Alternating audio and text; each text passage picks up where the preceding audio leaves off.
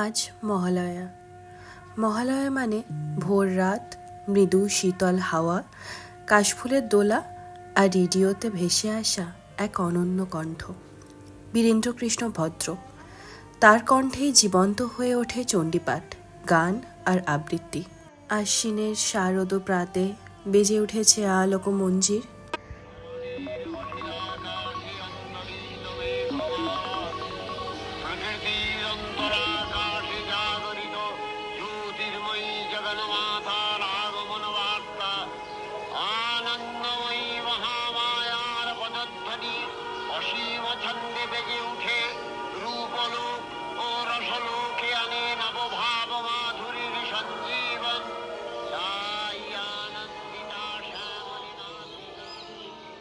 নিম্ময়ীকে চিন্ময়ীতে আবাহন। ছোটবেলা থেকেই ভোর 4টের সময় রেডিওতে মহালয়া শোনা আমাদের এক অদ্ভুত অভ্যাস। এখনও তাই ভোর হতেই মনে হলো যেন পুরো শহর একসাথে জেগে উঠেছে। চারপাশে অন্ধকার, আকাশ হালকা আলো, জানালার বাইরে পাখির ডাক, আর ভেসে আসছে মহালয়ার গান। এই আবহের নামই মহালয়া। মহালয়ের দিন মানেই প্রতিমায় চোখদান। শিল্পীর তুলির টানে মাটির মূর্তিতে প্রাণ সঞ্চার হয়।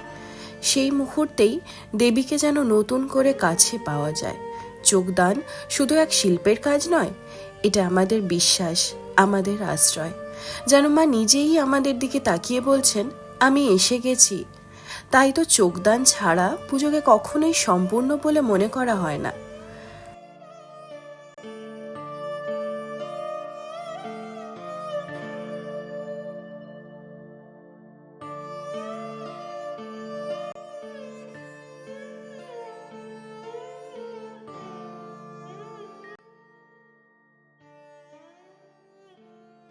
তারপর আমরা বেরিয়ে পড়লাম গঙ্গার ঘাটের দিকে।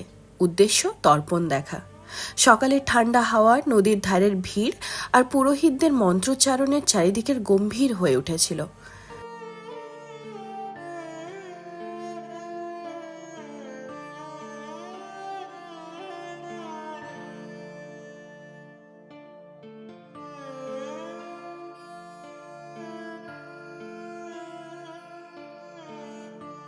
সেখানে পৌঁছে দিদি দাদাদের সঙ্গে দেখা হয়।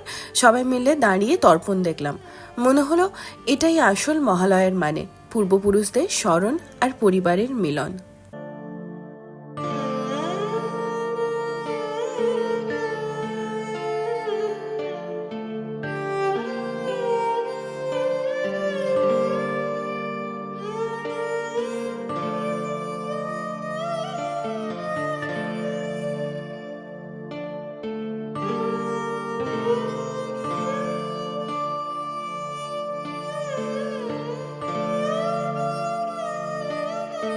তর্পণের পরে গেলাম খাওয়া দাওয়া।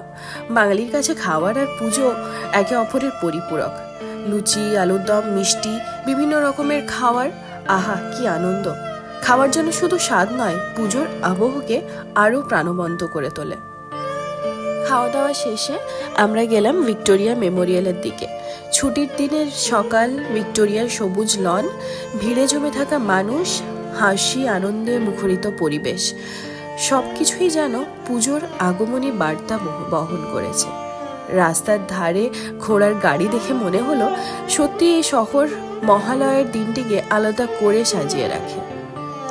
এইভাবেই কেটে গেল আজকের মহালয়ার সকাল ও দুপুর।